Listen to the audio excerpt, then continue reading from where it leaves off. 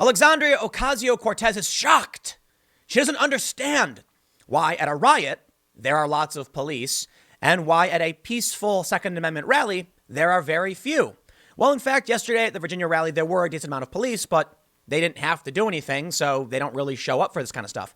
In fact, at the March for Our Lives and the Women's March, there's also very few police relative to large Antifa far-left protests, which typically turn violent. You look at what happens in Boston when all those Antifa people show up, they start fighting with the cops. That's just how it goes. So the other day we saw this big gun rights rally in Virginia. Went off without a hitch, despite what the media and Governor Ralph Northam was trying to say. He's like, we de-escalated tensions. No, you didn't. Nothing happened. It's a bunch of people milling about demanding their constitutional rights. And there were people there from across the political spectrum. The media is lying. So I definitely want to talk about the media lies. But the first thing I want to do for you, I want to show you this video clip where Ocasio-Cortez, in what may be one of her worst gaffes, explains, like, she makes an excellent point that conservatives are actually making, but she doesn't seem to grasp the concept of why it is. Let me play for you this audio first, and then we'll talk about it. Jack Posobiec tweets, AOC just compared the peaceful Virginia rally to the Freddie Gray riots. I was actually in both, and Baltimore was the one where you actually needed police, but they stood down, not Richmond. What an objectively dumb comment. I have been in riots, and I have been to rallies. They're not the same thing. They are objectively different, and you can actually predict what's going to happen. When a bunch of angry people randomly show up and start throwing bricks, the police come out. When Antifa announces their presence, the police come out. Yesterday was a peaceful political rally. My understanding, it was permitted too. Like, there were speakers there. It was not a big deal. There's a big difference between a spontaneous protest with Antifa and a scheduled annual political event or something. I don't know if it's annual, but let me play this clip for you. Another thing that I've been really thinking and sitting with today is that there's this gun rights protest that's happening down in Richmond. Right. And on MLK Day. On MLK Day.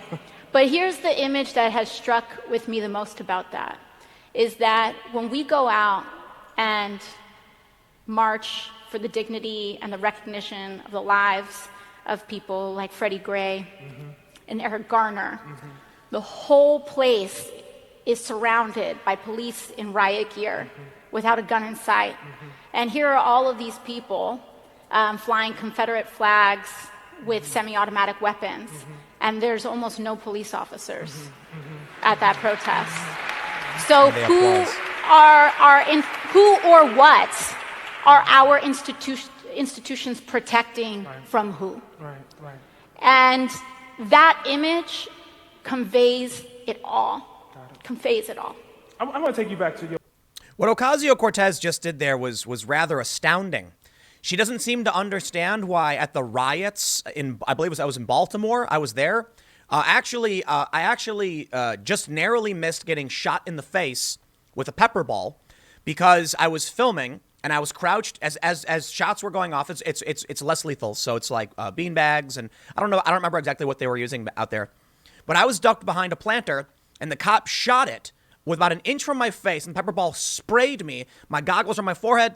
I was hiding, so I didn't think I took them off. It's complicated. You want to increase visibility when you can, and I didn't expect, but boom, I got hit in the eyes with plastic bits, and it burned. Yeah, let me tell you something. When they were smashing windows, and I think they burned down what was a CVS or something. Yeah, when that happens, the police come out. When a spontaneous riot forms and people are trashing buildings and throwing bottles, the police come out. What's really funny about this comment from AOC is she's saying quite literally what all of the conservatives were saying, not all of them, but many conservatives were saying during the Virginia rally. There were tweets going out where they were like, isn't it weird how there's no cops here at the 2A rally, but at all these other left-wing protests, the cops always come out in armor and riot gear? She made the exact same point. You need only think about why that is. Is it because our institutions are white supremacist? No. It's because the police know a bunch of doddering old, middle-aged men organizing a rally to protect 2A rights are not going to be throwing bricks at anybody. I get it. I'm exaggerating. I know not everyone there was a doddering old man. I'm exaggerating on purpose for effect. It was mostly like chill, regular people, just like, walking around, they were armed. And also, as I've stated time and time again, from the far left militia types to the far right militia types, to an extent the far right militia types, I tend to see discipline among the gun owners. The people who show up to protests I've been to that are armed and wearing armor tend to be the most disciplined there. Not exaggerating. And I'm talking about the communists too. When I've seen the armed left wing, far left communist types, they're very disciplined. They're trying to stop tensions and calm everyone down. And the same thing is true for the conservative groups and the Oath Keepers. They're always trying to simmer things down. It's, the main difference is that the young and angry, violent types who throw bricks like Antifa, they have no discipline. On the right, the young people aren't throwing bricks, so, you don't see it. Anyway, the point is, don't be surprised if there's a permitted rally like the March for Our Lives. How come AOC doesn't talk about that? When we come out and protest against gun rights, there are no police. She didn't say that. That's true. So let me break down reality for you. When you come out to protest for gun control, very few police. That was in D.C. I was there. When you come out to protest for gun rights, for the Second Amendment, very few police. We saw what happened. The media will try and frame it otherwise, but AOC is showing it's truly an amazing gaffe. She's basically proving what's wrong with the modern left. When we go out and march for the dignity, of our people, are you implying that marching for dignity includes smashing windows, looting stores, and burning places down? Let me tell you a story. Let me tell you a very important story, okay, OC? I was in Ferguson, all right? I'm not going to pretend to know what the people of Ferguson are going through and why they're angry. I did interview many of them, but I will tell you this. There was the liquor store where Michael Brown stole the cigarillos. So let me walk you through the whole thing. The story goes that Michael Brown stole cigarillos. He was then leaving. A cop confronted him. It was Darren Wilson, I think his name was. And then it's disputed as to what really happened. The cop said, tried grabbing his gun, charged at him, and then he fired, stuff like that. The left was saying the guy, Michael Brown, had his hands up. I think the official assessment was that he actually didn't, based on the trajectory of the shots fired. But here's what happens. I'm there. This liquor store where Michael Brown stole the cigarillos was targeted by rioters. But guess what? The rioters were not from Ferguson. Shocking. A bunch of local young men linked arms and guarded the front of the liquor store. One of the guys from Al Jazeera, who's now with Vice News, Seb Walker, cool dude. I know this guy. He's a good dude. He actually is interviewing one of the guys blocking the liquor store. This young man and his friends are saying, these people looting these stores, they don't live here, man. They're taking advantage of us. They know we're angry and protesting, so they come here and they start robbing our stores. This liquor store is part of our community. Across the street, I watched them smash windows, run in and loot stuff. And what I was told by locals is these people are not from here. They heard there was going to be a protest, so they came and used it as cover. What did we see from the left and people like AOC? I'm not saying AOC, I'm saying people like her, her faction. Well, looting is a form of rebellion. Looting is is resistance. No, dude. The people who lived there were mad that the cops killed a young man. I'm not saying, you want to have an argument about Michael Brown, fine. The people there were saying, we don't like this happen. We are protesting. And then a bunch of people from outside the neighborhood came and took advantage of them. And where was AOC and where was the left? Now, I'll tell you, man, I was down there and I watched the cops in Ferguson for no reason just lob I don't want to call it a flashbang because it wasn't. It's one of those, it's like a weak, they call them flashbangs. They're not really. It's just one of those bang, it's a bang, less lethal, I guess. But I know I've actually, so it's hard to explain. I know there's a lot of people who probably have experience with this stuff who knows exactly what I'm talking about. Protesters call them flashbangs. They kind of are, but they're really weak relative to a real flashbang. I did a shoot where we actually had a real flashbang, and that is intense. That stuff like, woo. So what they throw at protests are just like, they just pop. They're loud, right? They're dangerous. They are. I watched the cops throw them in the crowd for no reason. Seriously. Not into a crowd of people, but like in front of a group of people. And we were like, what? Why are they doing this? So anyway, the main point I want to say is, I'm telling you that because I don't think, I think the police did wrong in Ferguson in a lot of ways. But I also think it's fair to say that when people like AOC come out and say, when we're marching for the dignity of our people, no, hold on, man. Why are you providing cover for the people who show up and cause problems, loot, riot, and burn places down? That's not doing anything for anybody. And what's really funny is that the other guys, when she mentions the 2A rally, the other guy goes, on Martin Luther King, Jr. Day, no less. And the Black Panthers were down there at Virginia, according to a bunch of photos I've seen. Let me show you this photo of the rally. This is from Orwell and Good, the Virginia Rally Political Compass. I'll go through this in a second, but I want to point out, what does Martin Luther King Jr. Day have to do with why it's right or wrong? Why bring it up at all? You know what I mean? There was a group down there called Black Guns Matter. They actually have a statement here at the Daily Caller. Let me scroll down.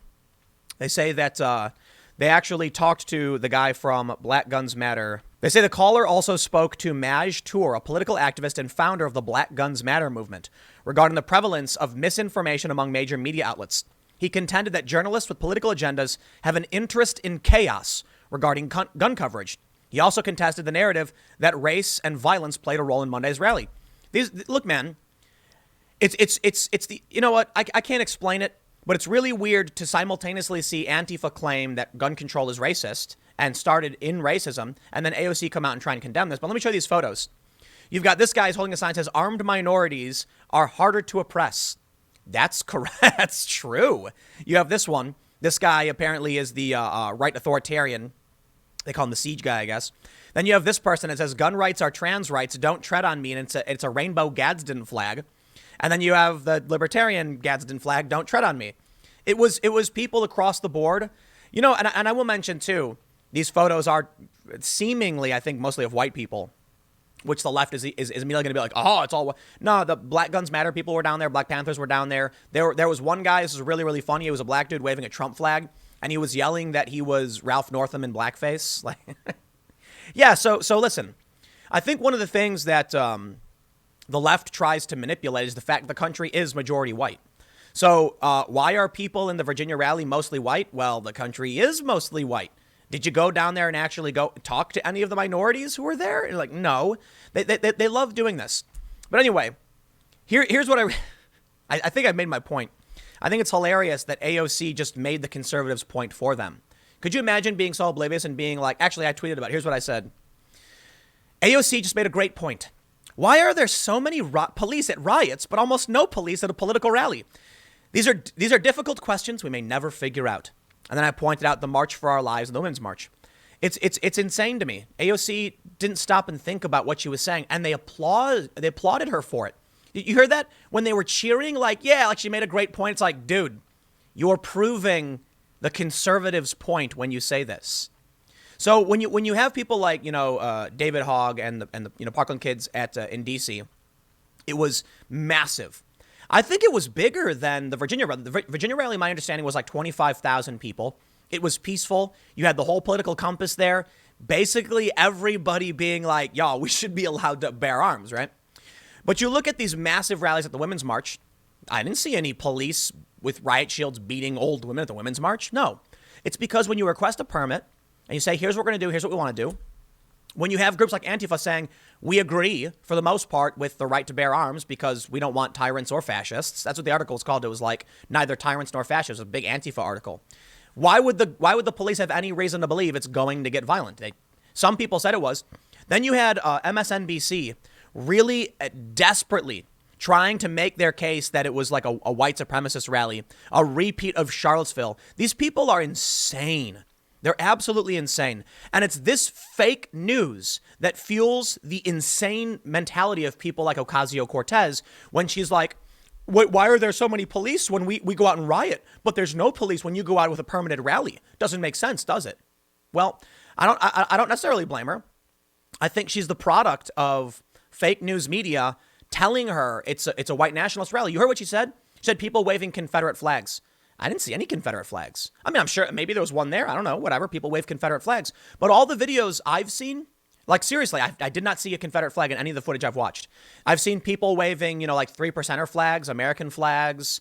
There was some kind of military flags. I didn't see any Confederate flags. So why is AOC acting like that's prominent when it wasn't? When it was actually the whole crowd chanting the Pledge of Allegiance. Why make that narrative? Because she's listening to what these insane smear merchants are putting out. They're merchants of hate and discord, telling you that all of these law-abiding citizens are coming out to protest the law legally, peacefully. And my understanding is, I could be wrong, but I'm pretty sure it was permitted. Like it was a big planned thing. It's not typical of conservatives on the right to just spontaneously show up like Antifa does. That's the other thing you got to consider too. Even if it's not about whether you riot or not, there are certain, like she mentioned Eric Garner. I'll be fair. Yeah, when people protest in New York City, there's a lot of police who show up and they got truncheons and stuff, right? Let me tell you something. There's a big difference between a spontaneous mass, flash mob essentially, where something happens with Eric Garner and then everyone just shows up, and someone requesting a permit a month in advance or a couple weeks in advance and then saying, we're going to have speakers here and they're going to talk, because they've done that in New York and it's been fine. When they hold rallies, like they did that big march, I can't remember what it was, but it was like all the way down Broadway through Manhattan. And there were stages everywhere. And yeah, there were cops, but they weren't with truncheons. They were just out there doing like regular cop stuff, like traffic control and, keeping the peace. I know the left is going to screech because I said keeping the peace. The point is, if you show up at random and you bring bricks and bottles, don't be surprised when the riot police show up. But anyway, here's where I'll leave it. I don't make this one super long. When you have, NBC's Ben Collins calling it a white nationalist event, and they repeatedly pushed this, trying to claim that it was Nazis or whatever, simply because out of the 25,000 people, 7 people in different parts of the country were arrested, and they had talked about maybe going. So what? Do we screech every time Antifa threatens violence? Remember that dude who went to the ICE facility not that long ago, and he ended up dying? He was throwing Molotovs, and he was armed with a ghost. He had a ghost AR. Yeah. Do we then claim that it was an extremist rally? No. These people are liars, man. They're agents of chaos. It's like the Joker almost, These journalists, I can't tell you their motivations because I've looked at what they do and I've tried to map it. I think they're sociopaths. I did this segment yesterday. I think they're sociopathic. I think their desire is to be agents of chaos. Why would somebody tweet an article calling a rally of 25,000 people, both black, white, Latino, across the political spectrum, a white nationalist rally? To sow discord. They're not going to make necessarily more money off it. I like to say, often that it's about clickbait. Kind of. But a tweet doesn't make money. So this dude tweeted it out. Why? I think he was trying to frame the narrative. That's how I explained it the other day. And it worked. He tweets, it's a white nationalist rally. Here's why. And then other activists take that and say it is, and they cite him. Then he deletes the tweet, but he created it already. It's like he filled up the balloon and cut the string. So now you don't know where the narrative came from, but he created it. Why? Because that balloon will eventually go into the crowd, pop, be a loud noise, and everyone will freak out. It's like the Joker. You know what, man? I'll just do a little bit more because many of you maybe didn't watch my segment the other day about journalists and being sociopaths. But let me explain something very, very important to all of you. Journalists used to not want to be a part of the story. I know a lot of journalists who absolutely do not want to be on camera, say, oh, no, don't show me. I'm just here to collect information. They hate it. Real journalists don't want big followings. Real journalists don't want to be on camera. Real journalists don't want to do what I'm doing. I'm fully aware of the paradox of what I do and what I'm saying right now. And I think it's a fair point. I'm absolutely a political actor in many capacities. I'm absolutely an activist for many things. I've always been called one.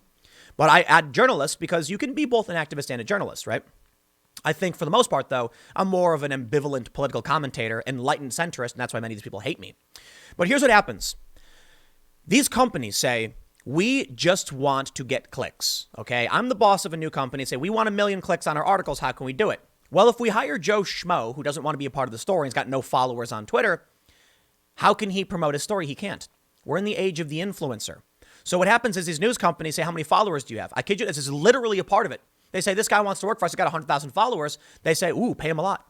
Because they know that you can tweet the story out and it will get a lot of traction and shares. It is valuable. But what kind of person is attracted to building up a large following and posting bombastic things? Narcissistic sociopaths. Oh, but wait. Many of the leftists are now saying, but Tim, you have 417,000 followers on Twitter and you've got over 1 million subs on YouTube. What does that mean about you? Basically the same thing. I'm not an idiot. I recognize, listen, the point is, there's a certain kind of person that wants to be seen, that wants to put their ideas out there, and it takes a level of narcissism and arrogance to do that. I know I'm arrogant. I tell people all the time. I think for the most part, I tend to be correct. I don't think I'm right all the time. I try to be, facetiously arrogant in many ways, but I try to be, while I do think I'm right on what I'm talking about, of course I do, while I do think like I am driven to tell my ideas like everybody else, that these things are characteristics of a certain kind of person. Now, here's the thing for me. Integrity always comes first. Money doesn't come, I don't put money super high up. So for me, it's not about building up a following or recognition. It's about knowing that I'm better than I was yesterday. That's how I've always lived my life. So and I think it comes kind of from skateboarding, or maybe it's just something inherent to a lot of people, but every day I seek to improve myself in some way. So that includes, speaking my mind, standing up, putting my ideas out there. And I'll absolutely recognize there are many journalists who are far left activists who are similar. They feel that, they're doing the right thing. But the difference is, while I have no problem saying, listen, man, you're listening to my opinion, my commentary. I try to do a good job, make sure I have my facts before I spit out my opinions. I use sourced articles certified by a third-party agency. I try to make sure there are standards and that, while I have my opinion like many other people, I'm backing it up with legitimate news, right? There are a lot of people who don't care. They just feel that they are better than you and they think you're stupid. The problem is the amount of people who I think are good people who want to be strong leaders and end up putting themselves out there are few and far between. The amount of people who are just narcissistic sociopaths who want to be famous is very, very high. So you look at the people who buy fake followers on Instagram so they can be influencers, they can sell sponsorships. It's all fake. I can tell you this, man. I know a ton of journalists whose Twitter followings are all fake, and they got fat salaries because of it. Not kidding. I wonder if that's fraud. I gotta be honest. But there are some people who've got like 200,000 followers, and I know I can track that stuff. They get no engagement. You ever wonder this? Why these celebrities have 1 million followers, but they can't get 10 retweets? Really weird, right? Now, I think it's fair to say a lot of people on Twitter will just follow. They won't, they're not necessarily engaging. That's okay. That's probably explains a lot of it with celebrity culture. But there are a lot of journalists I know, and I have literally watched them generate, fake followers. I know because I worked I'm friends with a bunch of people in the hacker community. I know how all of this stuff works. I had worked with people in the past on marketing, and they do all of these things. They absolutely do. Now, the difference is when I worked with my friends, we were actively using what they were doing and our knowledge of it to call them out. So a buddy of mine did, social media marketing, and he would point out to his clients, here's how you have to be careful to watch for these fake influencers. What happens is these journalists just want to be famous. So they're willing to go spend, a couple $100 and make a fake, 30,000 fake followers and then be like, look at me, I'm recognized, and then go and try and sell that. The other kind of person just tweets insane bombastic things like the 2A rally in Virginia was white nationalist because, for one, they're agents of chaos. Because you have to understand where that's going to go. This one went too long. I'm going to stop. But they also just want to get jobs. They know that this bombastic tweet will get retweets. They'll gain more followers. It works. So the real journalists who don't want to be the story are gone because they're not worth hiring anymore. And the companies are hiring the sociopaths. Now, I'll tell you this. I don't think I'm perfect. Like I just said, I'll be self-critical. But the way I differentiate it is I quit. I'll do my own company. Okay? I'm fairly ambivalent on a lot of issues, but I'll tell you what's going on and what I think. And you know what? I think it's fair to say I'm playing the same game as them in many ways, but I'm not driven to generate Twitter followers by, by starting flame wars like they do or tweeting pictures of a woman at Target and complaining about a toothbrush. Someone asked me recently how I have so many Twitter followers, and I'm like, I just tweet my feelings and I don't check replies. I tweet a feeling and then I'm out, and that's about it. So anyway, I'll leave it there. AOC kind of just proved the conservative point. That's kind of funny. But anyway, stick around. Next segment's coming up at 1 p.m. on this channel, and I will see you all then.